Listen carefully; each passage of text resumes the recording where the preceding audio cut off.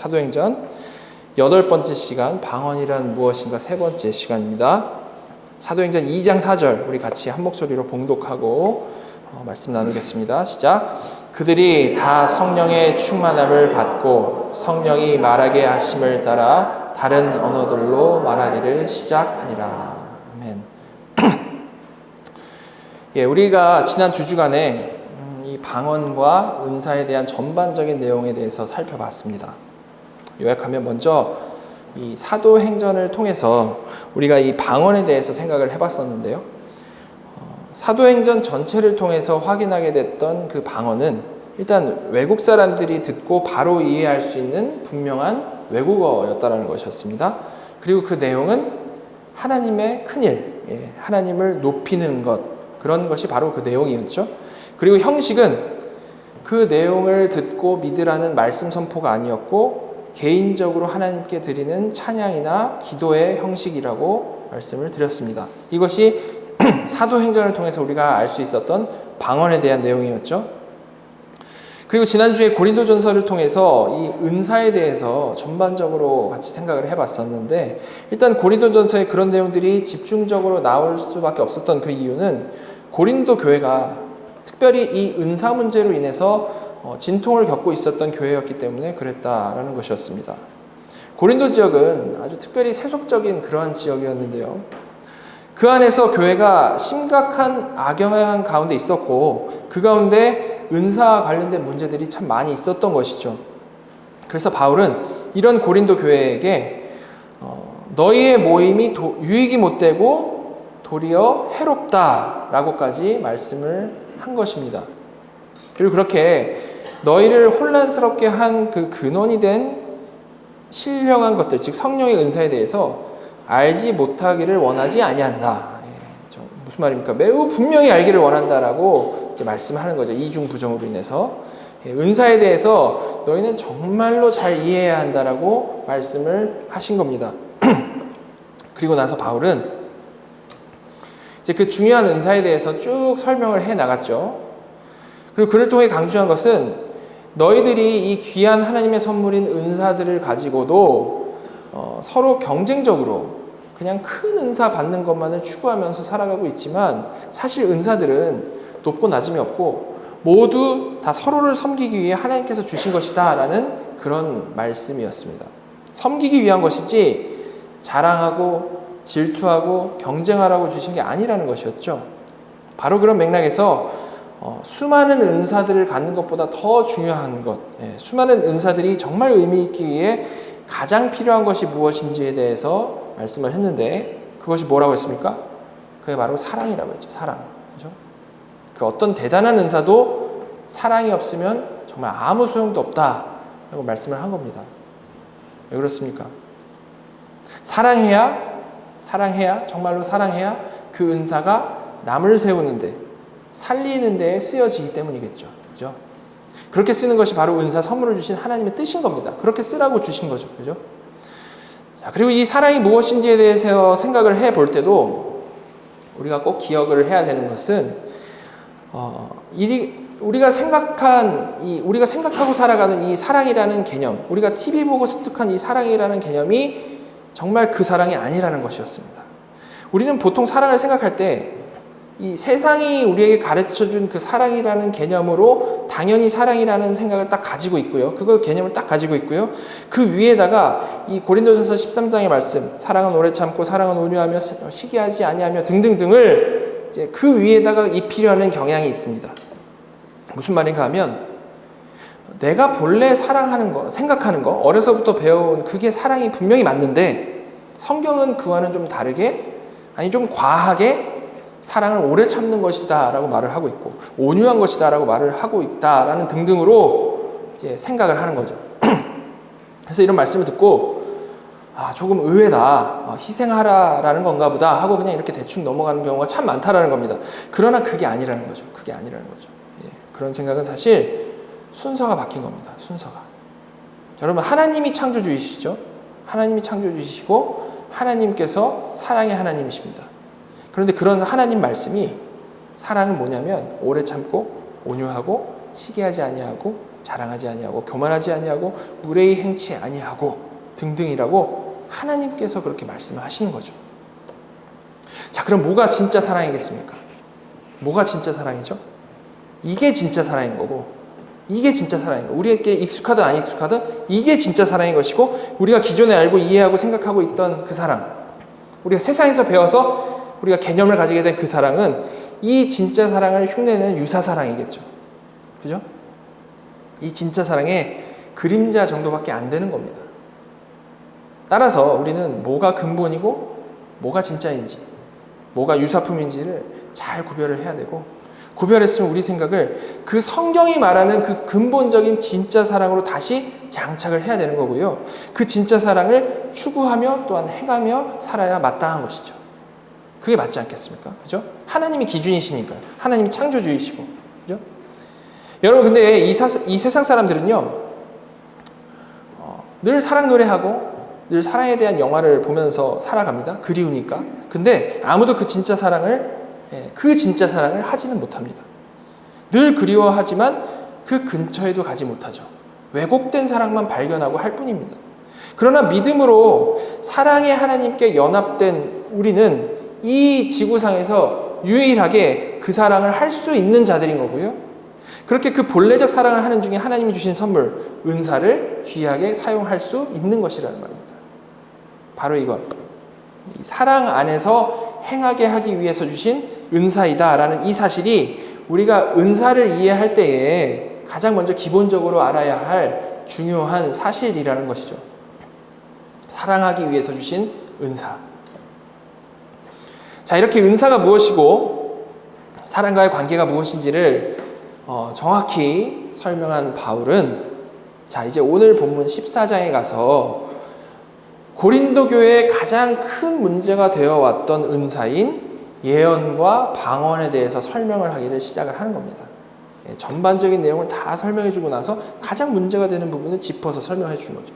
그게 무엇이며 도대체 어떻게 이해해야 올바른 것인지를 아주 자세히 설명을 해주고 있다라는 겁니다.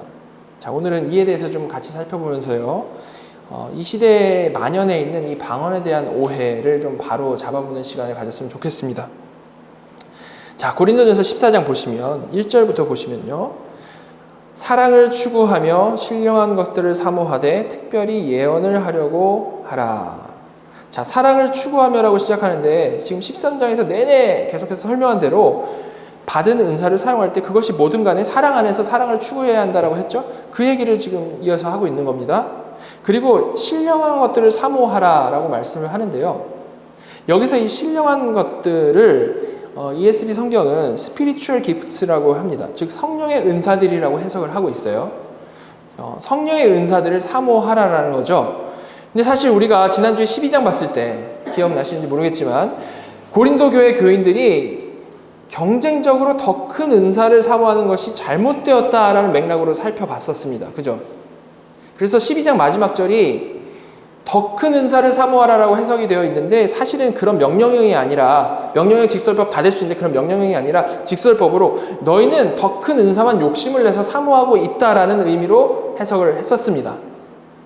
자, 근데 여기서 비슷한 명령이 또 보이는 겁니다. 자, 이거 어떻게 이해해야 될까요? 물론 여기서는 12장에서와 다르게 정말로 사모하라라는 명령의 의미로 쓰였습니다. 이를 알 수 있는 것은 여기서 사모하라라고 명령한 이 신령한 것들이라는 이 단어는요, 이 12장 마지막에서 좀 부정적으로 표현됐던 더 큰 은사를 사모하라라고 말씀할 때와는 다른 단어인 이 푸뉴마티카라는 단어가 쓰여가지고 어떤 경쟁적으로 더 큰 은사를 사모하라는 그런 얘기가 아니라 긍정적인 의미로 성령님이 주신 은사, 그 선물, 그 자체를, 그 은사들이라는 것을 사모하라라는 맥락으로 이해가 될 수 있는 겁니다. 경쟁적으로 더 큰 걸 사모하는 게 아니고요. 은사를 사모하라라는 거죠. 예. 자, 정리하면 12장에서 강조된 대로 경쟁적으로 욕심 가운데 더 큰 은사를 사모하는 것은 아니지만, 잘못된 것이지만 하나님의 선물 자체를 사모하는 것 마땅하며 그래야만 한다라는 그런 말씀인 겁니다. 자, 근데 사도 바울은 여기서 하나님이 주시는 은사를 사모하되 특별히 예언을 하려고 하라라고 말씀을 하고 있습니다. 예, 계속해서 은사는 뭐 높고 낮음이 없다 이런 얘기를 했었는데 갑자기 여기서 또 특별히 예언을 하려고 하라라고 하셨다면 또 이게 또 이해가 잘 안 되겠죠? 근데 이것도 우리가 문장을 자세히 보면 이게 어떤 맥락에서 또 이런 얘기를 하셨는지를 알 수가 있습니다. 특별히 예언을 하려고 하라라는 말씀은 원어를 보면요, 이게 사실은 완벽한 문장이 아닌데 이와 똑같은 구문이 5절에 보시면 나는 너희가 다 방언 말하기를 원하나 특별히 예언하기를 원하노라에 그대로 반복되고 있는 것을 확인을 할 수 있습니다. 제가 거기 헬라어를 써놨는데요, 읽지 못해도 똑같은라는 것을 알 수 있겠죠, 그죠? 똑같은 구문이 반복돼서 쓰여 있습니다. 자, 여기서 바울이 하려는 말씀은 뭐냐면 전체 은사 중에 특별히 예언하는 은사를 사모해라라는 그런 말씀을 지금 하려는 게 아니고 2절부터 지금 5절까지 계속해서 이제 설명을 하게 되는 예언과 방언을 계속해서 비교를 하는 가운데 특별히 예언하기를 너희는 사모해야 된다라는 그런 말씀을 하는 거죠. 즉 특별히 방언보다는 너희는 예언하기를 사모해야 된다, 그 얘기를 하는 겁니다. 특별히 예언을 하려고 해라 라고 시작을 하고 방언과 쭉 비교해서 말씀하신 다음에 다시 말하는데 너희는 방언보다는 예언을 하려고 해야 돼, 이렇게 말씀하신다는 거죠. 이해가 되시죠? 그렇죠? 여러분, 여기서 수많은 은사 중에 바울이요, 지금 예언과 방언만 따로 떼내가지고 묶어가지고 비교를 하고 있는데 이 둘의 공통점이 뭘까요? 왜 예언과 방언만 따로 이렇게 얘기를 하고 있을까요? 그것은 이 두 은사가 모두 다 하나님의 계시, 하나님의 뜻과 관련된 은사라는 점이 공통점인 겁니다. 둘 다 하나님의 큰일에 대해서 말한다라는 특징이 있는 거죠. 하나님의 큰일에 대해서. 즉 14장에서는 바로 이런 계시와 관련된 은사인 예언과 방언을 비교해서 지금 설명하는 겁니다. 그렇게 설명을 하는 중에 너희는 특별히 그 중에서 예언을 하려고 하라라는 권면을 하고 있다라는 거죠. 물론 여기서도 높고 낮음을 말하는 게 아니고 특성상 예언을 하는 게 지금 방언하는 것보다 정말로 너희가 추구해야 할 만한 그런 은사이기 때문에 지금 그렇게 말씀하는 겁니다. 일반적으로도 그렇고요. 특히 고린도 교회 상황에 지금 꼭 그래야만 하기 때문에, 더 맞기 때문에 그렇게 말씀을 하는 거죠. 자, 일반적으로 왜 예언이 더 추구할 만한 은사인 것인가에 대해서는 이제 뒷부분에 나오는 구절도 우리 보면서 차차 이해가 될 수 있고요. 먼저 왜 고린도 교회 상황에 왜 예언이 더 맞겠다라는 것인지를 좀 같이 생각을 해보면 좋을 것 같은데요. 이를 이해할 수 있게 하는 설명이 2절에 이어서 나오고 있습니다. 한국말로는 나오지는 않는데 사실 이 2절은 왜냐하면으로 시작을 하고 있어요. 왜냐하면. 자, 2절 왜냐하면 방언을 말하는 자는 사람에게 하지 아니하고 하나님께 하나니 이는 알아듣는 자가 없고 영으로 비밀을 말함이라. 왜냐하면. 자, 무슨 왜냐하면일까요? 왜 특별히 예언을 하라고 하냐 하면 이겠죠. 그죠? 1절에서 이어지는 거니까요. 왜 예언을 하라고 하냐 하면 방언을 말하는 자는 사람에게 하지 않고 하나님께 하기 때문에 알아듣는 자가 없고 영으로 비밀을 말하기 때문이다 라는 말씀인 겁니다. 이 구절 제가 2주 전에 설명을 해드렸죠. 계속해서 말씀드린 대로 방언은 외국어고요, 하나님을 향한 기도와 찬양이고요, 그 내용은 하나님의 큰일이기 때문에, 그렇기 때문에 당연히 사람에게 하지 않고 하나님께 하는 거겠죠. 찬양이고 기도니까. 그리고 하나님의 큰일이라는 영적 비밀을 가지고 말하는 것이다. 그 내용을 지금 여기서 그렇게 얘기를 하고 있는 겁니다. 같은 말인 거예요. 그죠? 그런데 왜 이런 방언 대신에 특별히 예언을 하라라고 말씀을 하신 걸까? 이제 그게 중요하겠죠. 우리가 2주 전에 살펴본 대로 사도행전에서는 오순절날 제자들이 성령 세례를 받고 방언을 막 할 때에 거기에 누가 있었습니까? 천하 만국의 사람들이 다 있었습니다. 그죠? 그래서 이 외국어, 이 방언이라는 은사가 거기서 그냥 제대로 역할을 쉽게 할 수 있었던 겁니다. 그런데 고린도 교회는 어떤 상황이죠? 그런 상황이 아니고 하나의 로컬 처치입니다. 로컬 처치. 생각해보면 오순절날 예루살렘에서처럼 그런 로컬 처치 안에서 여러 나라 말로 방언이 터져 나올 이유도 필요도 없는 겁니다. 그렇죠. 살펴본 상징적인 의미들. 고넬료의 집에서 방언이 터짐으로 인해서, 이방인 고넬료의 집에서 방언이 터짐으로 인해서 더 확실해진 이방인에게 복음의 길이 열린 거, 그리고 유대인에게는 심판이라는 그런 상징적인 의미도 이 하나의 로컬 처치 안에서는 사실 적용될 게 없는 거죠. 상황이 지금 이 고린도 교회 상황이 방언이 적용될 상황이 아니라는 겁니다. 그래서 사도 바울은 여기서 이는 알아들을 자가 없고 라고 말씀을 하고 있는 거죠. 물론 방언이라는 것은 일반적으로 알아듣는 자가 없는 외국어를 말하는 것이기 때문에 이렇게 말씀하는 것일 수도 있습니다. 그러나 좀 더 구체적으로 이 상황에 적용을 해보면 사도행전의 예루살렘에서는 알아들을 자들이 분명히 거기 다 있었고 말씀드린 대로 상징적인 의미들이 거기에 분명히 있었지만 여기 고린도 교회에서는 사실 알아들을 자도 없고 무의미한 상황이었다라는 거죠. 그러니까 너무나도 당연히 이 언제나 특별한 상황에서 이 특별한 의도를 가지고 나타나는 이 상징적인 은사였던 이 방언보다는 너희는 예언을 하라라고 말씀을 하는 겁니다. 고린도 교회 상황에서는 방언이 필요한 게 아니라 너희 예언이 필요하다 말씀을 하는 거죠. 자, 이런 맥락에서 자연히 이어진 3절에서는 그런 방언보다 예언을 하라고 하신 이유가 좀 더 정확히 설명이 되는 겁니다. 3절 보시면 그러나 예언하는 자는 사람에게 말하여 덕을 세우며 권면하며 위로하는 것이요. 2절에 나온 대로 방언은 사람에게 하지 아니하고 하나님께 하는 건데 즉 하나님을 향한 기도이고 하나님을 향한 찬양인데 예언은 반대로 사람에게 말해서 덕을 세우고 권면하고 위로하는 것이다 라고 말씀을 하고 있는 겁니다. 여러분 계속해서 언급되고 있는 이 예언이라는 은사 이건요 일단 어떻게 생각하시면 좋냐면 지금의 설교와 어느 정도 비슷한 겁니다. 똑같이 하나님의 큰일을 사람들에게 알아들을 수 있는 말로 선포하는 것이기 때문에 그렇죠. 그 당시로서는 분명히 설교의 역할이었던 겁니다. 그런데 다른 점은 그때 그 예언은 어떤 시기죠? 아직 성경이 66권이 완성되기 이전이어가지고 지금 성경이 기록되어져 가고 있는 상황이었기 때문에 정말 우리가 일반적으로 생각하는 그런 예언, 하나님께 직접 계시를 받아서 말하는 그 안에 어떤 초월성이 특별히 포함되어 있는 그런 예언이었던 겁니다. 성경이 완성되기 전이었기 때문에.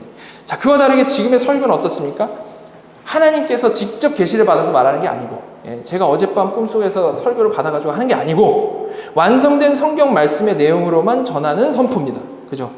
물론 변함없으신 하나님께서 주시는 예언과 또한 설교이기 때문에 그 내용은 결국에는 서로 같을 수밖에 없겠죠. 진짜 예언이라면. 그죠? 그러나 방식에 있어서는 차이가 있는데 예언은 하나님이 직접 주신 계시를 포함하는 것이고 설교는 오직 성경을 근거로 해서 전한다라는 점이 다르다라는 겁니다. 그래서 성경에서 예언이라고 하면 그 당시에는 당연히 설교의 기능을 했기 때문에 기본적으로 이건 예언은 설교입니다라고 말을 해도 무방하지만 더 정확히 하자면 내용과 목적에 있어서는 설교와 같지만 그 방식에 있어서는 이 성경 66권이 완성되기 전과 후라는 그 차이 때문에 분명히 지금의 설교와는 구분이 되는 점이 있는 것이죠. 자, 아무튼 예언은 지금의 설교처럼 하나님의 큰일을 사람들에게 전하는 것이기 때문에 3절 말씀대로 사람들의 덕을 세우고 권면하고 위로하는 목적이 있는 것이죠. 바울은 이렇게 2, 3절을 통해서 방언과 예언을 정확히 구분을 하고 그 목적을 분명히 말씀을 하고 있습니다. 자, 그리고 4절에서는 지금까지 살펴본 2, 3절 내용을 정리를 해주는데요. 방언을 말하는 자는 자기의 덕을 세우고 예언하는 자는 교회의 덕을 세우나니. 자, 앞서 2, 3절에서 방언은 하나님께 말하는 것이고 하나님께 찬양하고 기도하는 것이고 알아들을 자가 없으며 예언은 사람에게 말함으로 덕을 세우는 것이다 라고 먼저 말씀을 하고 이제 여기서 4절에서 정리를 하기를 그래서 방언을 말하는 자는 자기도 뭔 소리인지 모르지만 그저 하나님께 은사를 받았다라는 면에서 하나님께 특별한 선물을 받았고 그 선물이 자신을 통해서 작용이 되고 있다라는 면에서 자기의 덕을 세우는 것이다 라고 먼저 말씀을 하는 겁니다. 이 은사를 통해 하나님께 지금 쓰임 받고 있는 거잖아요. 방언을 말하면. 그렇기 때문에 그 자체로 복된 거죠. 그죠? 그러나 그와 다르게 예언하는 자는 그 예언함으로 인해서 알아들을 수 있는 언어로 말씀을 전함으로 인해서 교회의 덕을 세우는 것이다 라고 정리를 하고 있는 겁니다. 이렇게 4절은 지금까지 내용을 쫙 정리를 해주는 거죠. 이해가 되십니까? 이렇게 바울은요, 계시적 은사들인 이 방언과 예언을 비교를 해가지고 그 정확한 의미를 설명을 하고 있는 겁니다. 혼탁해져 버린 교회에게 제대로 알고 잘 분별해가지고 제대로 된 길을 가라라고 잘 설명을 해주고 있는 거죠. 자, 그리고 이어서 이런 방언과 예언에 대한 사도의 심정을 말을 하는데요. 5절 보시면 나는 너희가 다 방언 말하기를 원하나 특별히 예언하기를 원하노라. 만일 방언을 말하는 자가 통역하여 교회의 덕을 세우지 아니하면 예언하는 자만 못하니라. 자, 말씀드린 대로 1절에서 특별히 예언을 하려고 하라고 시작하고 여기서 다시 특별히 예언하기를 원하노라라고 똑같은 말로 반복을 했습니다. 한글로는 좀 다르지만 헬라어로 완전히 같은 표현이라고 했죠. 즉 강조점은 너무나도 분명하게 방언과 예언 중에 너희는 특별히 예언을 하려고 해야 된다라는 게 강조점이에요. 여기서 그 강조점이 너무 명백하죠. 예. 그 논점이 그겁니다. 지금 1절부터 5절까지. 그런데 그럼에도 불구하고 여기서 사도는 갑자기 너희가 다 방언 말하기를 원한다. 이 말 왜 했을까요? 여기까지 방언과 예언을 비교해서 말하면서 지금 상황에서 방언은 아무도 알아듣는 사람이 없기 때문에 그냥 스스로 덕을 쌓을 뿐이다 라고 말씀을 했습니다. 살펴보면 지금까지 계속 어떤 느낌이었습니까? 방언에 대한 안 좋은 뉘앙스가 있었던 거죠. 예, 그렇게 하는 게 아니고 별 이렇게 좀 의미가 없다라는 식으로 얘기를 했습니다. 그리고 나서 지금 이 5절 말씀하는 건데 바울은 갑자기 나는 너희가 다 방언 말하기를 원한다 이렇게 말씀을 한 겁니다. 여러분 이 5절은요 또 우리나라 말로는 안 나와 있지만 원어로 보시면 이게 그러나로 시작을 하고 있습니다. 그러나 무슨 의미일까요? 지금까지 내가 방언이 너희 상황에서 불필요한 은사이고 안 좋은 뉘앙스로 그것을 말하긴 했지만 그러나 그렇다고 해서 이 방언이라는 게 나쁘다란 말은 아니다. 방언도 분명히 하나님이 주신 귀하고 복된 선물, 은사가 맞다. 그런 면에서 나는 너희가 다 방언을 말하기를 원하는 게 정말로 사실이다. 그런 말을 하고 있는 겁니다. 지금까지 좀 안 좋게 말했지만 그러나 그게 나쁘다라는 얘기를 하는 건 아니야. 너희가 다 했으면 좋겠어. 이렇게 말한다는 거죠. 예. 하나님께서 누구에게든지요 진짜 방언을 주셨다면 그렇게 주신 데에는 분명히 의미가 있지 않겠습니까? 귀한 겁니다. 기본적으로 가짜 방언이 문제인 거지 이 방언 자체가 문제인 것은 절대 아닌 거죠. 그런 면에서 바울은 정말로 하나님이 주신 방언이라면 너희가 다 그런 귀한 선물을 사용하기 원하는 거 사실이다 라고 말씀을 하고 있는 겁니다. 그러나 그럼에도 불구하고 정말 분명히 말씀하는 것은 지금 너희 상황에서 필요한 것은 교회의 덕을 세우고 권면하고 위로하는 예언이니 나는 너희가 특별히 예언을 하면 좋겠다. 그 뒤에 다시 한번 하시고자 하는 말씀을 반복해서 기록을 하는 거죠. 이해가 되십니까? 방언 귀하지만 나는 특별히 너희가 예언했으면 좋겠다 라는 말씀을 하고 있는 거예요. 예. 지금 이게 고린도 교회에서도 너무 미묘한 문제이기 때문에 사도가 정말로 심혈을 기울여가지고 잘 이해되도록 설명을 하고 있는 거죠. 자, 그리고 다시 5절 보시면 만약에 그렇게 하나님께서 너희에게 방언을 주셨다면 정말로 그 방언이 하나님이 주신 방언 맞다면 교회의 덕을 세우는 게 목적이기 때문에 하나님이 주셨다면 교회의 덕을 세우는 게 목적이기 때문에 그 외국어를 듣고 나서 당연히 통역을 할 수 있어야지 그냥 방언 받은 걸로 끝나면 안 된다라는 말씀을 하고 있는 겁니다. 만약 거기에 알아들을 외국인도 없는데 막 혼자서 방언을 한다면 그건 정말 스스로 하나님께 찬양한다라는 그 사실 외에는 아무런 덕이 안 되기 때문에 이런 권면을 하는 거죠. 그래서 그 외국어를 듣고 당연히 통역할 사람이 분명히 필요하고 통역해야 교회의 덕이 된다라는 것을 말씀을 하고 있는 겁니다. 여러분 애초에 사도행전에서처럼 알아들을 외국인이 있으면요 통역할 필요도 없겠죠. 그죠? 들은 사람들이 자발적으로 막 하나님의 큰일을 말하는 것이라고 통역을 했지 않습니까? 거기서? 근데 외국인이 없으니까 그럼에도 이 방언이 그래도 의미가 있으려면 당연히 통역할 사람이 있어야지 라고 말씀을 하는 겁니다. 방언을 하려거든 통역도 하라는 말은 사실 어떻게 보면 너무 지금 당연한 말을 하는 거죠. 아무도 못 알아들을 바에 통역을 있어야지 그 얘기를 하는 겁니다. 못 알아들으면 쓸데가 없으니까요. 자, 이제 이어서 바울은 자신의 예를 들어서 방언으로 못 알아듣게 말하는 게 유익하지가 않고 알아듣는 것이 중요하다는 것 좀 더 자세히 설명하는데요. 6절부터 11절까지 제가 쭉 읽겠습니다. 눈으로 같이 따라오시면 좋겠는데 그런즉 형제들아 내가 너희에게 나아가서 방언으로 말하고 계시나 지식이나 예언이나 가르치는 것으로 말하지 아니하면 너희에게 무엇이 유익하리요? 혹 필이나 검은고와 같이 생명 없는 것이 소리를 낼 때 그 음의 분별을 나타내지 아니하면 필이 부는 것인지 검은고 타는 것인지 어찌 알게 되리요? 만일 나팔이 분명하지 못한 소리를 내면 누가 전투를 준비하리요? 이와 같이 너희도 혀로서 알아듣기 쉬운 말을 하지 아니하면 그 말하는 것을 어찌 알리요? 이는 허공에다 말하는 것이라. 이같이 세상에 소리의 종류가 많으나 뜻없는 소리는 없나니 그러므로 내가 그 소리의 뜻을 알지 못하면 내가 말하는 자에게 외국인이 되고 말하는 자도 내게 외국인이 되리니. 자, 무슨 설명입니까? 간단히 말하자면 못 알아듣는 거 소용없고 알아들어야 의미가 있다. 예. 그 설명을 아주 다양하게 이렇게 해가지고 분명히 설명을 해주신 거죠. 조금 긴 내용이었지만 뭐 특별히 이해하는데 어려움 없을 겁니다. 자, 근데 그리고 나서 이제 이어지는 12절 또 잘못 읽으면 오해를 할 수가 있는데요. 일단 12절 읽어보면요. 그러므로 너희도 영적인 것을 사모하는 자인즉 교회의 덕을 세우기 위하여 그것이 풍성하기를 구하라. 어떤 의미로 읽혀지십니까, 이게? 지금까지 방언 이야기를 쭉 하다가요. 그러므로 너희도 영적인 것들, 은사를 사모하는 자들이니까 교회의 덕을 세우기 위해서 그것, 뭐겠습니까? 곧 방언이 풍성하기를 구하라. 이런 식으로 이해가 되죠? 그렇지 않습니까? 계속 방언에 대한 얘기를 하던 중이었으니까요. 한글 성경 보면 그렇게 이해가 되는데 사실 그런 말이 아닙니다. 그게 아니고 이는 이게 13절까지 같이 묶어서 이해를 해야 되는데요. 예, 어려워도 계속 잘 따라오시기 바랍니다. 그러므로 방언을 말하는 자는 통역하기를 기도할지니. 자, 이걸 같이 이해를 해야 되는데 일단 12절에서 영적인 것이라고 해석된 것은 사실 복수형이에요. 복수형. 예, 그냥 영적인 것 하니까 단수 같지만 복수형입니다. 즉 영적인 것들, 은사들을 말하는 거죠. 은사들. 그리고 그것이 풍성하기를 구하라라고 되어 있는데 여기서 그것이라는 단어는 사실 원문에 나와 있지도 않습니다. 예. 그것이라고 하니까 지금까지 말하고 있던 방언을 말하는 것 같은데 그것이라는 단어는 사실 헬라어 본문에 전혀 없다라는 거죠. 예. 오히려 덕을 세우기 위하여 풍성하기를 구하라라는 동사는요. 복수형 동사예요. 복수형 동사.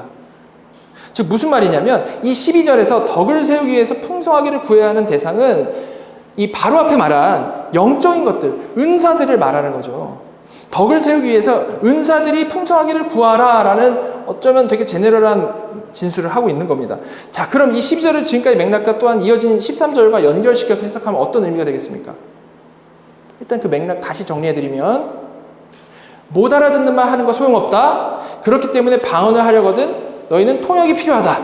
이게 맥락이죠. 그리고 나서 그러므로 너희들도 영적인 것들, 은사들을 너희가 본래 사모하는 자들이니까 교회의 덕을 세우기 위해서 그 은사들이 풍성하기를 구해야 되는데 바로 13절에 이어져서 13절에 이어져서 그러므로 그런 은사들이 풍성하기를 구할 때 방언에 대해서는 꼭 통역하기를 같이 기도해야만 한다. 그 말씀을 하는 겁니다. 방언에 대해서. 예. 은사들이 풍성해지는 것에서 방언만 막 풍성해지는 게 아니라 통역하기를 꼭 구해야 같이 구해야 그게 풍성해지는 거다라는 거죠. 예. 그래야만 의미가 있으니까요. 그 말을 이렇게 같이 하는 겁니다. 예? 너희는 원래 은사 구하는 사람인데 은사들을 풍성해지기를 구해야 하는데 방언에 있어서는 통역까지 같이 구해야만 해. 그 얘기를 하는 거죠. 예, 이해가 되시죠?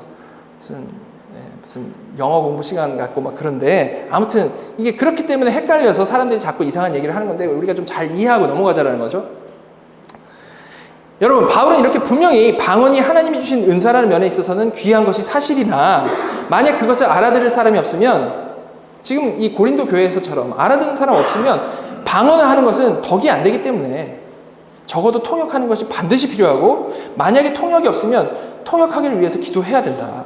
교회의 덕을 세우기 위해서 은사들이 풍성하기를 구하는 자라면 마땅히 너희는 그렇게 해야 돼 라고 말씀을 하고 있는 거죠. 이렇게 방언은 그냥 너무나도 분명히 외국어를 말하는 것이기 때문에 교회의 덕을 세우기 위해 의미가 있으려면 당연히 외국어이기 때문에 통역하는 사람이 있어야 되는 거고 은사를 구할 때 이는 너무나도 당연한 것이다 라는 말씀을 하고 있는 겁니다. 되게 당연한 말을 하고 있는 거예요. 그런데 통역이 안 된 방언도 이해는 안 되지만 분명히 성령의 은사이긴 한 거죠. 그죠? 통역의 은사를 구해야 하지만 방언 자체는 일단 성령님이 주신 거니까 성령의 은사이긴 한 겁니다. 그렇기 때문에 바울은 이제 이어진 14절에서 이렇게 말씀하는 거죠. 내가 만일 방언으로 기도하면 나의 영이 기도하거니와 나의 마음은 열매를 맺지 못하리라. 이렇게 방언으로 기도를 하면 성령의 은사니까 성령님이 나를 기도하게 하시는 거죠. 그죠? 성령님께서 방언하는 자의 성대를 사용해가지고 외국어 소리가 나게 하시는 겁니다. 그죠? 그 자체로는 영이 기도하게 하는 거고 그거 자체로는 문제가 없다라는 말입니다. 그러나 전혀 모르는 외국어다 보니까 통역이 없이는 하는 그 자신도 당연히 이해하지 못하겠죠. 예. 그래서 신기하긴 하고 뭐 하나님께서 나에게 이런 선물 주셨다는 사실로 인해서 자신에게 덕은 될 겁니다. 그러나 이해하지 못하니까 당연히 나의 마음은 열매를 못 맺겠죠. 당연히. 너무 당연히. 예. 이해 안 되는데 무슨 뭐 열매를 맺겠습니까? 14절은 바로 그런 의미인 겁니다. 그죠? 자, 그렇다면 당연히 이 모든 설명을 들은 사람, 이에 대해서 어떻게 반응을 해야 되겠습니까? 당연히 통역 없이 나 자신도 이해 못하는 방언을 사모하기보다는 내가 이해하고 내가 찬양하고 내가 기도하는 것을 원해야 당연히 마땅하겠죠. 그게 너무나도 그냥 당연한 거 아니겠습니까? 사도 바울은 이어서 그 말씀하는 겁니다. 그러면 어떻게 할까? 내가 영으로 기도하고 또 마음으로 기도하며 내가 영으로 찬송하고 또 마음으로 찬송하리라. 예. 그렇죠. 어떻게 해야겠는가? 영으로 기도할 뿐만 아니라 마음으로 기도하고 영으로 찬송하고 또한 마음으로 찬송하기를 바라야 마땅하다. 그 얘기를 하는 겁니다. 그렇게 온전히 하기를 바라는 게 정상이다라는 거죠. 그러나 그러지 아니하면 어떻겠습니까? 16절 17절 그러지 아니하면 내가 영으로 축복할 때에 알지 못하는 처지에 있는 자가 내가 무슨 말 하는지 알지 못하고 내 감사에 어찌 아멘하리요. 너는 감사를 잘하였으나 그러나 다른 사람은 덕세움을 받지 못하리라. 예. 그렇지 아니하면 14절에 이미 말씀한 대로 너 혼자만 그냥 마음의 열매를 맺지 못하는 것뿐만이 아니고 듣는 자도 지금 뭔 소리인지 모르기 때문에 아멘을 못한다라는 거죠. 너는 어떻게든 방언이라는 이 하나님의 은사를 사용함으로 너 입을 통해 스스로는 못 알아들을지라도 하나님께 감사하는 행동을 너 입을 통해 하기는 하였지만 다른 사람은 도대체 뭔 말인지 모르기 때문에 정말 아무런 덕이 안 된다. 그런 얘기를 하는 겁니다. 되게 자연스러운 얘기를 하는 거죠. 그리고 다시 바울은 높아심에 또다시 이렇게 말하는 거죠. 18절 내가 너희 모든 사람보다 방언을 더 말함으로 하나님께 감사하노라. 예, 또다시 어떤 높아심에서 왔다 갔다 하는 거겠습니까? 바울은 지금 고린도 교회 상황에서 통역이 없는 한 방언은 덕을 세우지 못한다라고 분명히 말씀을 하고 있습니다.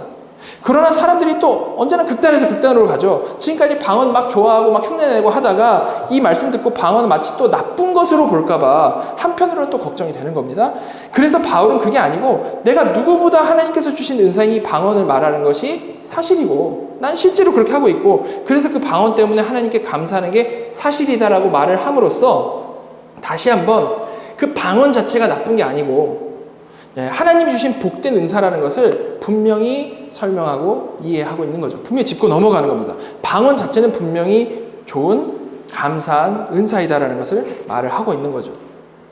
그리고 이렇게 밸런스를 맞춘 후에 또다시 본래 강조하고자 하는 논점을 잃지를 않는 겁니다. 밸런스를 맞춘 후에 또다시 원래 하고자 하는 말을 하는 거죠. 19절 그러나 교회에서 내가 남을 가르치기 위해서 깨달은 마음으로 5마디 말을 하는 것이 1만 마디 방언으로 말하는 것보다 나으니라. 방언은 분명 하나님이 주신 귀한 은사고 나는 너희 모든 사람보다 그런 방언 더 말함으로 하나님께 감사하는 것 사실이지만 하나님이 주셨으니까 하는 것 사실이지만 그러나 깨달은 마음으로 5마디 말을 하는 게 뭔 소리인지 모르고 1만 마디 방언으로 하는 것보다 낫다라고 말씀을 하는 겁니다.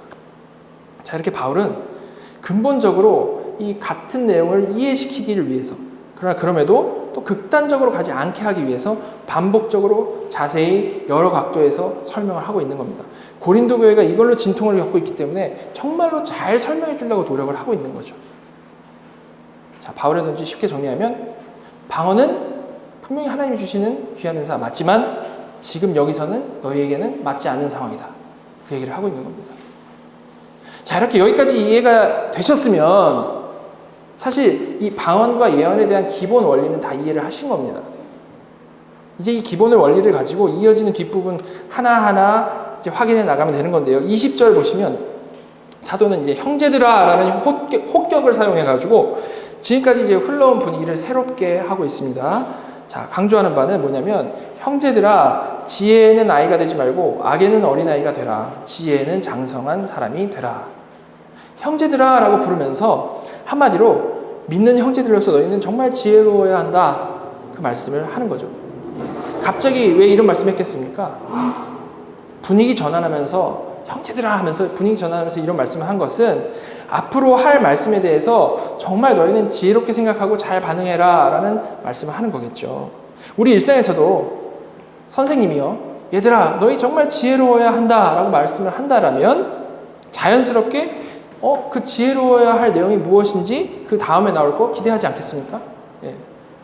자, 너희들 지혜로워야 돼? 그럼 무슨 지혜로운 얘기를 하실 것인지 기대할 거 아닙니까? 그죠?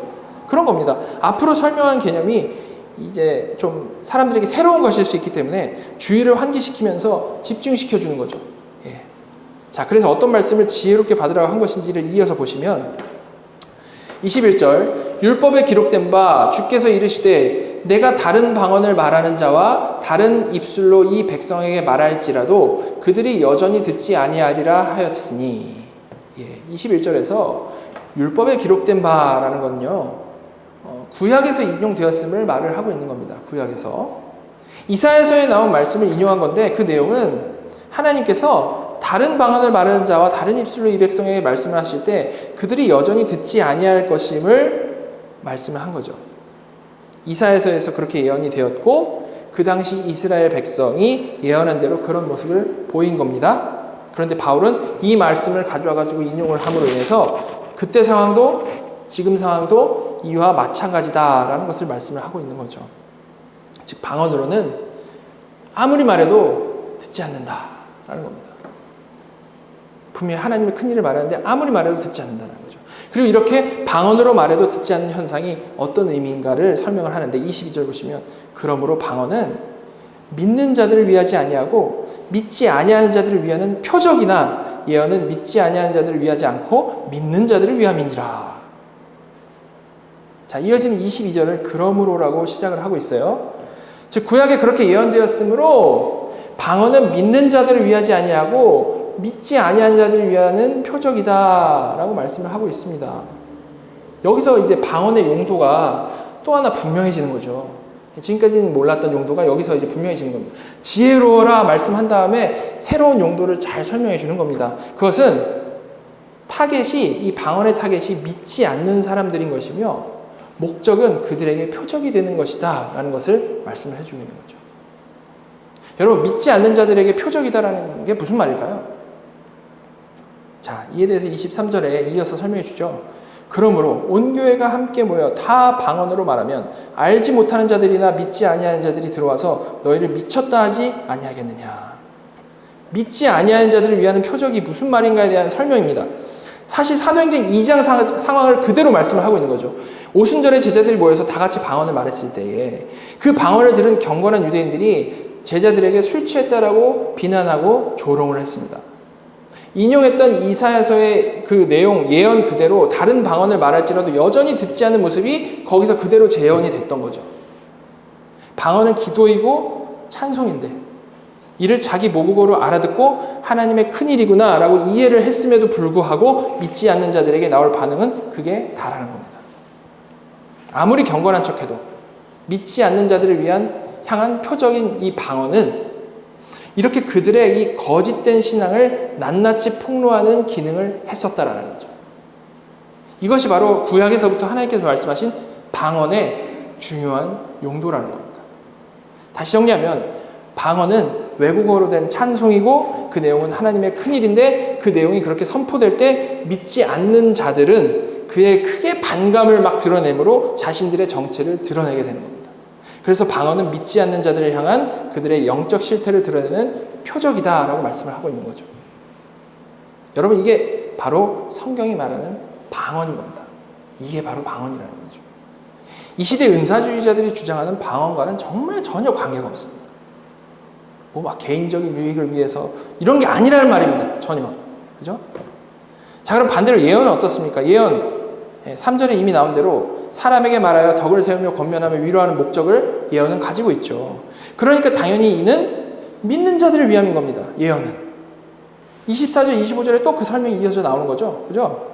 지금 22절에 방언 예언에 대해서 얘기를 한 다음에 22절에 방언에 대한 부분은 23절에 설명하고 있고 예언에 대한 부분은 24절, 25절에서 설명을 하고 있는 겁니다. 그러나 다 예언을 하면 믿지 아니하는 자들이나 알지 못하는 자들이 들어와서 모든 사람에게 책망을 들으며 모든 사람에게 판단을 받고 그 마음에 숨은 일들이 드러나게 되므로 엎드려 하나님께 경배하며 하나님이 참으로 너희 가운데 계신다 전파하리라. 그러나 예언은 혼자서 하나님께 기도하고 찬양하는 방언과는 다르게 하나님의 큰일, 복음을 전하는 것이 목적입니다. 전하는 것. 그러니까 예언의 기능이 이런 거니까 지금 말씀대로 안 믿는 사람이 교회에 들어와가지고 그 예언의 말씀을 전하는 모든 사람에게 복음의 말씀을 전했을 때 책망을 받고 판단을 받고 마음에 숨긴 일들이 드러나게 되는 거죠. 이런 모습 어디서 나타났죠? 사도행전에서 베드로 말씀 듣고 말씀에 찔려가지고 형제들아 우리가 어찌할꼬 외쳤던 자들과 동일한 모습인 겁니다. 그 얘기를 하는 겁니다. 그런데 예언의 말씀에는 율법적인 책망만 있는 게 아니죠. 그게 아니라 무엇이 있습니까? 복음이 그 예언에는 핵심에 자리 잡고 있는 겁니다. 복음이요. 그러니까 결국 25절 말씀대로 엎드려 하나님께 경배하고 하나님이 참으로 너희 가운데 계신다라고 인정을 하게 되는 거고 복음이 있기 때문에 그렇게 예언을 통해 믿게 된 성도들은 자신이 받은 진리를 또한 전파하게 되는 거죠. 이렇게 같은 하나님의 큰일을 말한다 해도 방언은 기본적으로 믿지 않는 사람의 영적 상태를 폭로하는 목적을 가진 것이고 예언은 하나님께 받은 말씀으로 믿는 사람의 덕을 세우고 권면하고 위로하는 목적을 가졌다라는 겁니다. 자, 차이가 이해가 되시죠? 그죠? 이렇게 방언과 예언의 차이를 명확하게 설명한 바울은 이제 이거를 이렇게 결론을 짓습니다. 26절 보시면 그런즉 형제들아 어찌할까 너희가 모일 때에 각각 찬송시도 있으며 가르치는 말씀도 있으며 계시도 있으며 방언도 있으며 통역함도 있나니 모든 것을 덕을 세우기 위하여 하라. 무슨 말씀이죠? 지금까지 살펴본 대로 교회 안에는 찬송도 있고 말씀도 있고 계시도 있고 방언도 있고 통역함도 있는데 이 모든 것이 다 역할이 다르니까 다 각자 역할에 맞게 잘 해서 결국에 덕을 세우는 쪽으로 하라라고 말씀을 하고 있는 겁니다. 이미 말씀드린 대로 이 고린도 교회는 이교적 문화가 들어와서 문제가 많았습니다. 그죠? 특히 이교적 문화에는 이 황홀경이라는 것이 있는데 이게 방언과 관련해가지고 문제가 참 많았습니다. 그렇기 때문에 바울이 이렇게 특별히 방언에 대해서 예언과 비교해서 구체적인 설명을 지금 해주고 있는 건데요. 이제까지는 이 방언과 예언이 정확히 무엇인지를 서로 분별을 좀 잘 할 수 있게 그 의미에 대해서 자세히 설명을 쭉 해준 겁니다. 그리고 이제 여기서부터는요, 이제 여기 본문에서부터는 그렇게 이제 뭔지를 알게 됐으니까 예언이랑 방언이 뭔지 알게 됐으니까 교회 안에서 과연 어떻게 사용해야 되는지에 대해서 쭉 또 설명을 해 나가는 거죠. 의미 다 설명했으니까 이제 실천적인 이야기를 이어서 쭉 해주고 있는 겁니다. 자, 그런데 그 기본이 각자 특성에 맞게 뭡니까? 덕을 세우는 쪽으로 해야 된다. 이게 이제 기본적인 골경인 거죠. 네, 하긴 하는데 덕을 세우는 쪽으로 해야 된다.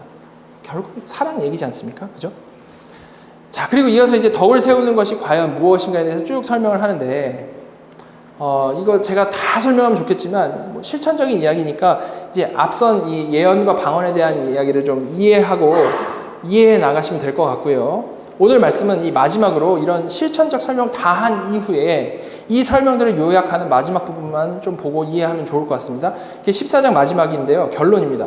39절 40절.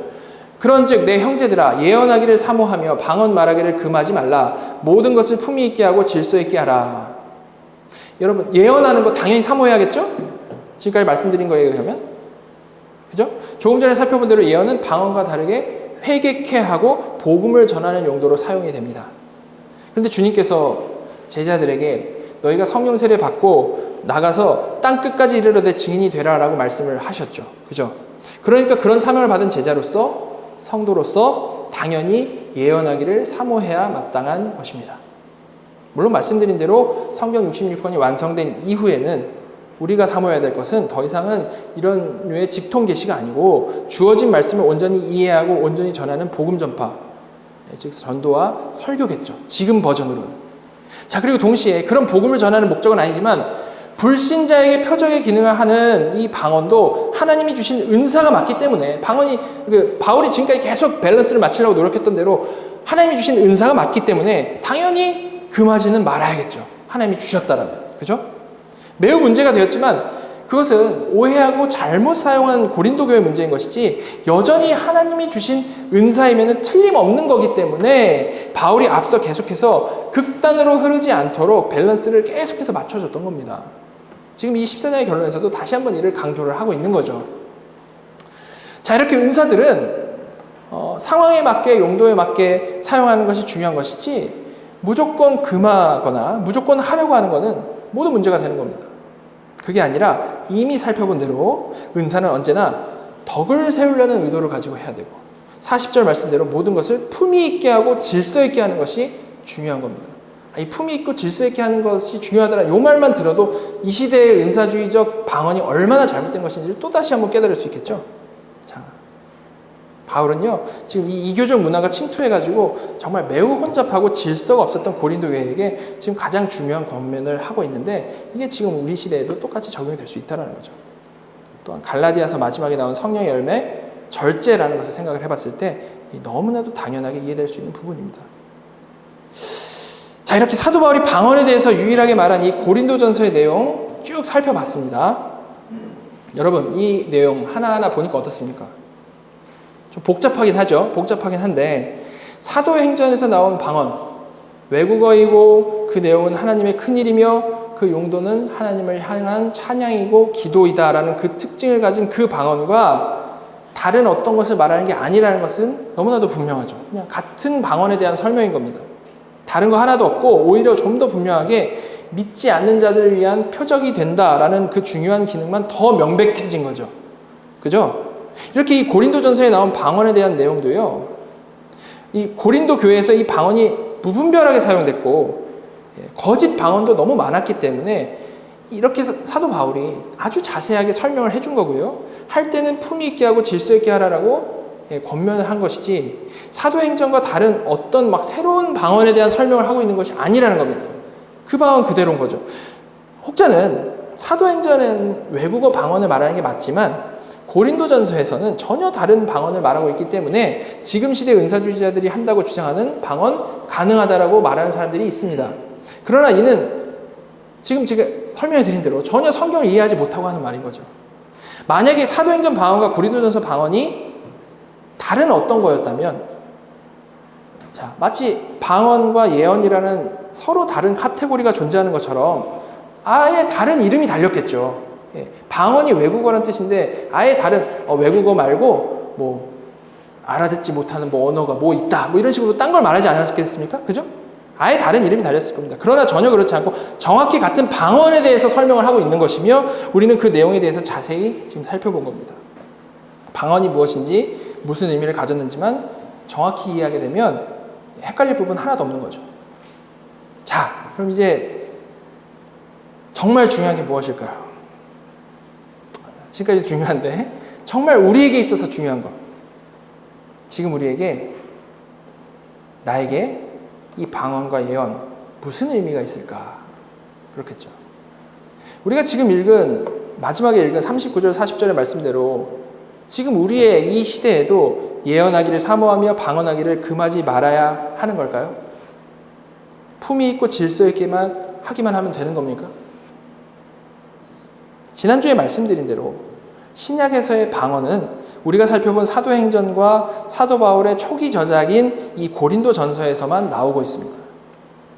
그리고 그 후에는 역사마저도 방언이 지속되지 않았음을 분명히 보여주고 있다라고 했죠. 다시 말해서 방언은 정말 초창기에만 보였던 것이지 더 이상 나타나지 않았다라는 말입니다. 그 후에도 있었다라고 주장하는 은사주의자도 있겠지만 우리가 지금까지 성경을 통해 확인한 사실과 비교해보면 전혀 근거 없는 이야기죠. 지금까지 살펴본 성경이 말하는 방언은 진짜 외국어로 된 찬양이나 기도로서 그 내용은 하나님의 큰일이다라고 했습니다. 제가 엄청나게 반복해서 말을 했죠. 만약에 정말로 지금도 그와 같은 방언이 보인다라면 뭐 조금이나마 다시 생각해 볼 만한 겨를이 있을지도 모르겠습니다. 그러나 일단 제대로 된 외국어인 방언을 하는 사람을 maybe 뭐 소문은 들어보셨을 수도 있겠죠. 그러나 실제로 본 적 없고 외국어가 제대로 됐다 해도 그 내용이 하나님의 큰일을 말하는 방언을 한다는 사람은 전혀 본 적이 없죠. 그죠?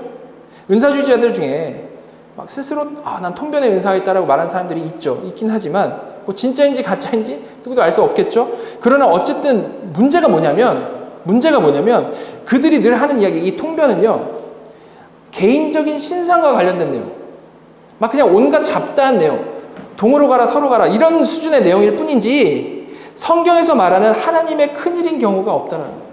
하나님의 큰일. 복음이 아니라는 거죠. 즉 요즘 그들이 주장하는 방언은 아무튼 처음부터 끝까지 전혀 성경적이지 않다는 겁니다. 이렇게 여러모로 생각해봐도 성경에 나온 그 방언은 어느 순간 없어져 버린 게 맞습니다. 자, 근데 물론 그렇게 어느 순간 보이지 않았기 때문에 지금도 없다라고 강조하는 것, 단지 그것만은 아니겠죠. 당연히 아니겠죠. 단지 그것만으로는 정당한 이유일 수가 없을 겁니다. 그게 아니고 우리는 방언과 예언이 그렇게 어느 순간 없어져 버린 근본적인 이유에 대해서 분명히 이해를 해야 됩니다. 갑자기 없어져 버린 이유, 그럴 수밖에 없는 성경적인 이유, 그게 뭘까요? 이게 제일 중요하겠죠. 자, 말씀드린 대로 제자들은 거듭난 성도들이었습니다. 그럼에도 불구하고 구약과 신약의 전환기에 살았던 사람들이었습니다. 그렇기 때문에 성령 세례를 따로 기다려야만 했다라고 했죠. 그죠? 제가 사도행전 시작하면서 그 얘기 해드리지 않았습니까? 지금 우리에게는 성령님께서 거듭나게 하시고 성자께서 성령 세례를 주시며 이거는 이제 거의 동시에 이루어진다라고 볼 수 있는데, 전환기에 있었던 사람들은 주님 말씀대로 성령 세례를 기다려야만 했던 것이라고 말씀을 드렸습니다. 그죠? 근데 이 전환기의 특징은요, 이것만이 아니죠. 모든 면에 있어서 사도행전의 제자들이 활동한 이 시기는요, 특별한 시기였습니다. 왜 그때가 특별했는가 하면 바로 그때는 아직 신약 성경이 완성되기 전이었기 때문에 특별했던 거죠. 하나님께서는 그 특별한 시기에 바로 그 사도들과 선지자들을 특별히 세우셔가지고 그들을 통해 하나님의 말씀을 전하고 기록하게 하셨고요. 그 말씀들이 그들의 그 특별한 권위 아래서 성경으로 완성되게 하신 겁니다. 그들의 특별한 권위 아래서. 따라서 당연히 그 후에 신약의 이 사도들과 선지자들이 죽고 나서는요, 더 이상 성경은 거기에다가 더해질 수가 없는 거죠. 그들만의 특별한 권위였기 때문에. 오직 그때 사도권 아래 남아있는 말씀만 신약 정경 27권으로 남은 거란 말입니다. 다시 말해서 그 특별한 전환기에는 하나님께서 직통으로 주시는 계시, 예언, 방언들이 그 당시에는 당연히 필요했던 거고요.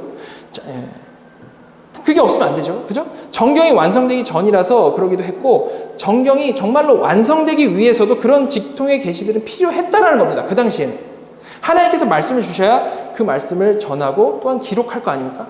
그렇죠? 그러나 그런 직접 받는 류의 계시는 요한계시록에 기록된 이후에, 정경이 완성된 이후에는 전혀 필요 없게 된 겁니다. 이렇게 더 이상 하나님의 계시인 성경 말씀과 다른 새로운 뜻을 알려줄 계시는 필요 없게 되었기 때문에 먼저 예언은 이제 오직 성경 말씀에 근거해서 선포되는 설교로 바뀌게 된 겁니다. 오직 성경 말씀에만 근거해서 선포가 되는 설교로 바뀌었다는 거예요. 예언은. 그리고 그와 동시에 예언을 할 사도 선지자라는 직분도 당연히 같이 없어진 거죠. 이 시대의 신사도 운동 이런 다 거짓말이에요. 사도 선지자들이 없어졌다는 말입니다. 더 이상 성경에 무언가가 더해지면 안 되기 때문에 그렇죠. 성경이 완성되기 전에 특별히 있었던 직분들을 우리 교리 배울 때 배웠죠. 교회의 비상 직원들이라고 했는데 그 비상 직원들은 더 이상 없다라는 겁니다. 항존 직원, 항상 존재하는 직원들만 남았다라는 거죠. 그리고 하나님의 큰 일을 외국어로 선포를 함으로 이를 이방인들을 포함한 믿지 않는 자들이 듣고 표적으로 삼는 기능을 해야 했던 이 방언도 역시 신약에서 처음 복음이 선포되어져 나가던 그 특별한 기간에 필요했던 은사로서 성경이 완성된 이후에는 더 이상 해야 할 일이 없게 된 겁니다. 오늘 본문의 배경이 되는 고린도 교회, 심지어 바울의 초창기 서신이죠. 이 고린도 교회에서도 더 이상 이해할 이방인들이 없는 이 교회 안에서 하는 것은 의미가 없었기 때문에 28절에 바울은 통역이 없으면 교회에서 잠잠하라라고 말씀을 했던 거고요. 1절에서는 특별히 예언을 하려고 하라라고 했던 겁니다. 그만큼 이 방언은요, 이미 초창기부터 점점 의미가 없어져 가고 있었던 상황이었다라는 거죠. 그렇다면 그 후에는 당연히 할 말이 필요 없는 겁니다. 자, 그래서 이에 대해서 팔머 로버스는 이렇게 말을 했죠.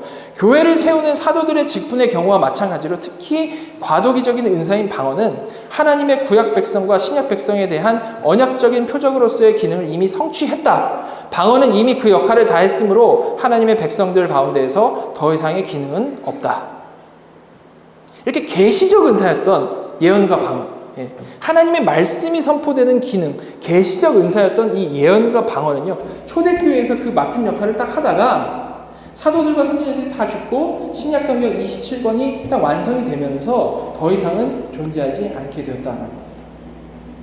그 후를 살아가는 모든 성도들은 그런 하나님이 주신, 특별히 주신 말씀, 직통 계시적인 말씀이 아니고 성령 안에서 이미 완성된 성경을 근거해가지고 하나님의 뜻을 알아가고 믿고 순종하는 것이죠.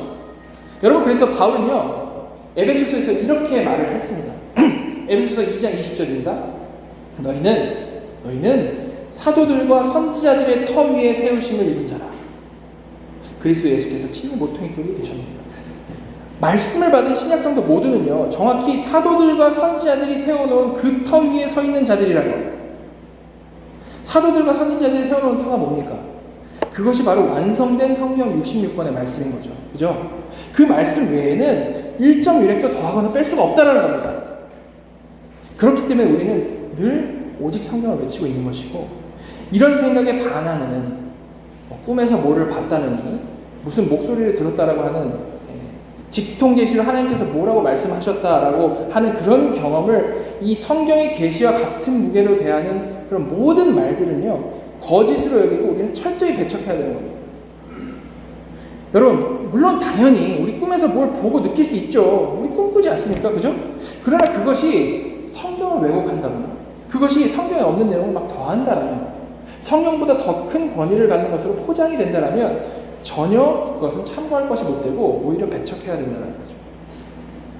자, 이렇게 예언과 방언에 대한 주제는요, 너무나도 이 중요한 계시, 하나님의 말씀과 관련된 주제이기 때문에 매우 우리가 이걸 진지하게 다루고 생각을 해야 되는 겁니다. 아무리 우리가 뭐 강하게 느꼈다라고 해서, 아무리 신기한 체험을 했다라고 해가지고 그것이 절대 성경보다 더 큰 의미를 갖는다라거나 하나님의 말씀과 같이 여겨질 수 없다라는 거죠. 성경으로 돌아오게 하지 않는 체험, 성경으로부터 멀어지게 하는 체험은 절대 성령님의 역사가 아닌 겁니다. 절대로. 자, 이 주제에 대해서 위대한 교부 아우구스티누스는 이렇게 말했습니다. 최초의 교회 시대에는 성령이 믿는 자들에게 임했고 그들은 방언으로 말했다. 그것은 그들이 배운 적 없는 말이었다. 성령이 그들에게 할 말을 주셨기 때문이다. 이 은사는 그 시대에 맞춰진 표적이었다. 하나님의 복음이 장차 모든 언어를 통해 이 땅에 퍼질 것이라는 사실을 보여주기 위해서는 모든 언어로 성령의 전조가 나타나야 했기 때문이다. 그러나 그러한 현상은 하나의 전조로 성취된 이후에 사라졌다. 오늘날 성령의 임재에 대한 증거가 이런 기적들을 통해 주어지는 것이 아니라면 그 증거는 무엇을 통해 주어지며 사람은 무엇을 통해 자신이 성령을 받았음을 알게 되는가? 그 사람에게 자신의 마음을 잘 살펴보게 하라. 만일 그가 형제를 사랑하면 성령이 그의 안에서 거하시는 것이다. 제가 지금까지 말한 내용과 같죠? 성경을 진지하게 바라보면요, 읽게 되면 절대로 이 시대의 은사주의자들이 이해하고 주장하는 것처럼 그렇게 말을 할 수가 없는 겁니다. 여러분, 절대 신비로운 게 어떤 센 경험이 진리인 게 아니고요, 성경이 진리인 것을 기억하시기 바랍니다.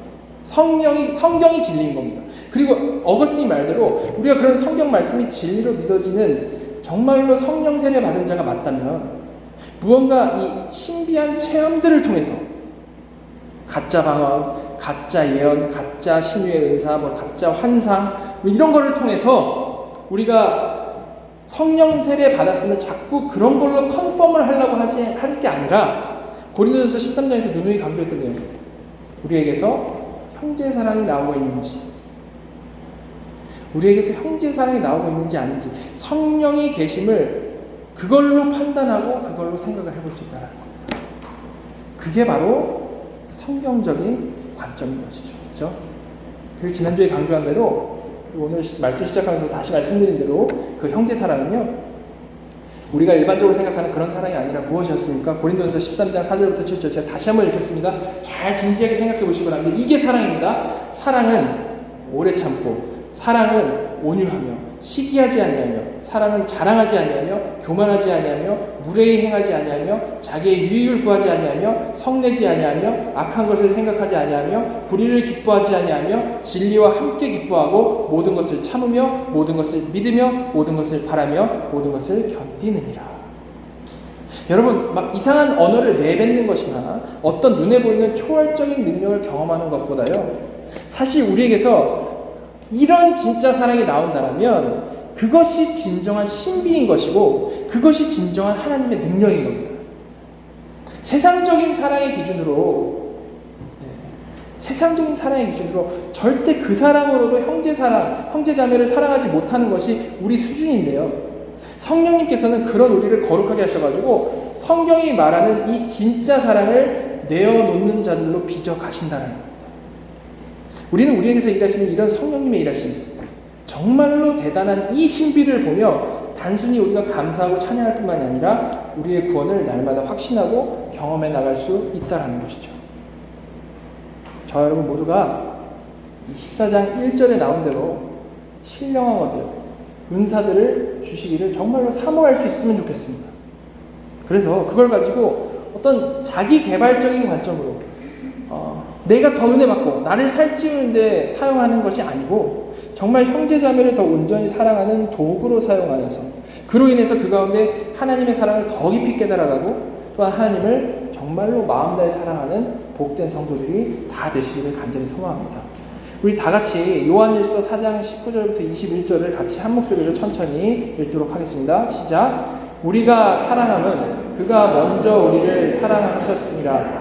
누구든지 하나님을 사랑하노라 하고 그 형제를 미워하면 이는 거짓말하는 자니 보는 바 그 형제를 사랑하지 아니하는 자는 보지 못하는 바 하나님을 사랑할 수 없느니라. 우리가 이 계명을 주께 받았나니 하나님을 사랑하는 자는 또한 그 형제를 사랑할지니라. 아멘. 같이 기도하겠습니다.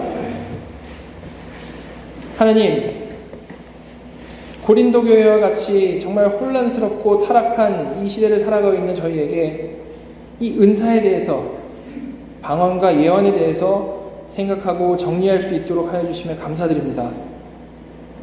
우리가 알게 된 지식으로, 우리가 갖게 된 이 분별력으로 잘못 알고 있는 사람들을 비난하고 정죄하는 도구로 사용하지 않게 하여 주시고, 오히려 긍휼한 마음으로, 정말로 사랑하는 마음으로 바른 지식을, 깨닫게 된 바른 지식을 나누고 옳은 길로 인도하는 경건한 성도의 삶을 살아갈 수 있도록 인도하여 주시옵소서.